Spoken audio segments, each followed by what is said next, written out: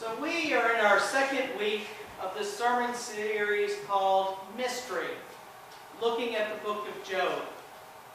You may recall from last week that we learned that Job was a good and righteous man who had a large family and many possessions.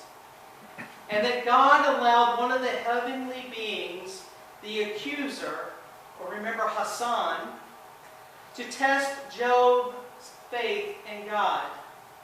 And Job lost everything. Now Job had 10 children, 7,000 heads of sheep, 3,000 camels, 500 pairs of oxen, 500 donkeys, and a vast amount of servants. If you remember, we left Job sitting on a heap of ashes, scraping the sores that he had from head to toe with a broken piece of pottery, all while not cursing God. And y'all, this was just in chapters 1 and 2. We jump forward to chapter 3, and a lot has happened to Job since then. After sitting in silence for an extended period, Job has 3 friends that show up and try to convince him that he has done something wrong in the eyes of God. And if he admits it, he'll bring all of this suffering to an end. But Job insists on maintaining his innocence.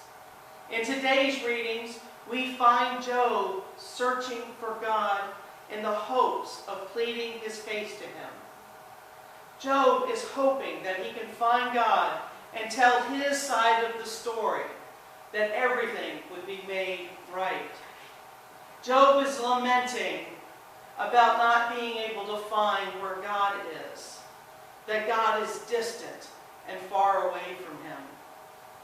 Job's lamenting about finding God can be viewed as the ultimate act of hope. That's right, I said the ultimate act of hope. For you see, lamenting is a form of complaining. It's about the way things are.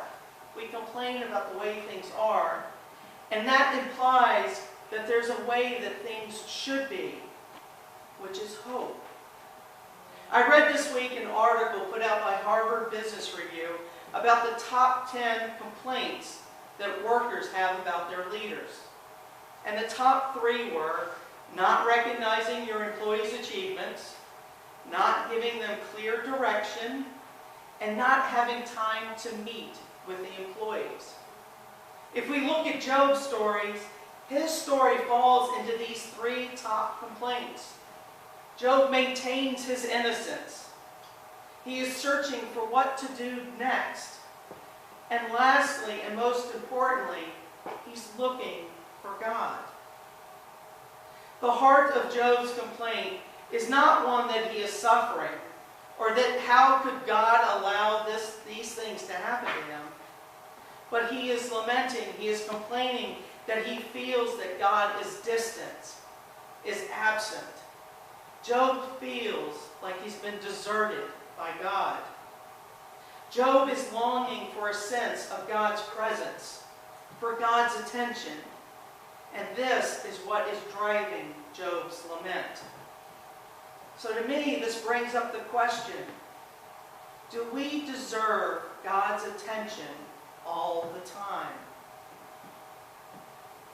Do we see God at our beck and call when we think we need him? Do we expect to hear and feel God's presence every time we call out to him? On some level, I think we believe that God will always respond to our calls. But in reality, that doesn't always happen. Now, our faith tradition does tell us that we expect to God to be present in the sacraments of communion and baptism. And it is up to us to open ourselves up to that presence. And as much as this might shock some people, God is not here to serve our every whim and desire. I can remember when we were raising our kids that they would call out to Tina and I, wanting one thing or another. I can recall on several occasions hearing their request and knowing that it wasn't what they needed at that particular time. And in turn, I just didn't answer. I remained silent in their request. Now, I am sure that in their mind, they were seeking something that was really important to them at the time, because the amount of their complaining. They were definitely vocal about their unhappiness, about not hearing an answer. Their lamenting wasn't going to fix anything, but it was confirming that Tina and I were still in communication with them. And that is what is important. That is an important note to make about Job's lamenting. Job is still communicating with God, even though he wasn't feeling God's presence with him. In Job's lamenting, he wasn't trying to figure out God or to replace God with some type of logical argument. Job was just seeking God. He was still talking to God. I believe we are all familiar with Mother Teresa, known for her world over for her work with the poor and the sick and the dying in the slums of Calcutta, India. By all measures, she was a great example of how to live Christian faith through service to others. But we began to learn after her death in 1997 that Mother Teresa's faith was not as rock solid as the outward appearances would indicate. Like so many who seek after God, Mother Teresa struggled. In the midst of great doubt, wondering about the presence of God. In 1979, 3 weeks after accepting the Nobel Peace Prize for her work, Mother Teresa wrote in a letter to a spiritual confidant, and I quote, "Jesus has a special place of love for you. But as for me, the silence and emptiness is so great that I look and do not see, listen and do not hear. The tongue moves in prayer but does not speak. I want you to pray for me, that I let him have a free hand." And in her personal letters and writings, Mother Teresa wrote of dryness and darkness. In a lament to Jesus, she wrote, "When I try to raise my thoughts to heaven, there is such a convicting emptiness that those thoughts return like sharp knives and hurt in my soul.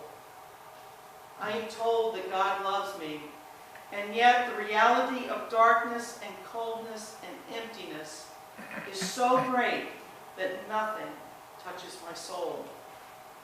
At times, she was even driven to doubt about the existence of God. The spiritual pain seemed to persist through much of Mother Teresa's life and ministry. And she, just like Job, and just like a lot of us today, continually seek after their faith in the darkest despairs. And she never abandoned her belief or her work. And friends, this is the good news for all of us, that if we are complaining to God, even if we're voicing anger to God, we are still speaking and calling out to our God.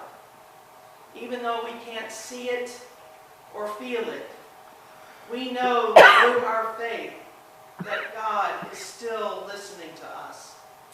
It is through our doubts and our complaints that we can actually grow closer to God. For all of our doubts and questions are welcomed by God. Our God is bigger and more powerful than any doubt or question we can pose. For if this were not the case, we might wonder how Mother Teresa maintained her belief and forged ahead with her work in Calcutta. Mother Teresa, throughout her life and career, had spiritual advisors and confidants. And in perhaps her darkest hour of doubt, her spiritual advisor, Joseph Newford, told her 3 things she desperately needed to hear. And they're things that we need to hear today. Reverend Newford told Teresa that there is no human remedy for the darkness we sometimes find ourselves in. He told her that the feeling Jesus is not only proof of his being there, and that her very craving for God was a sure sign of God's hidden presence in her life.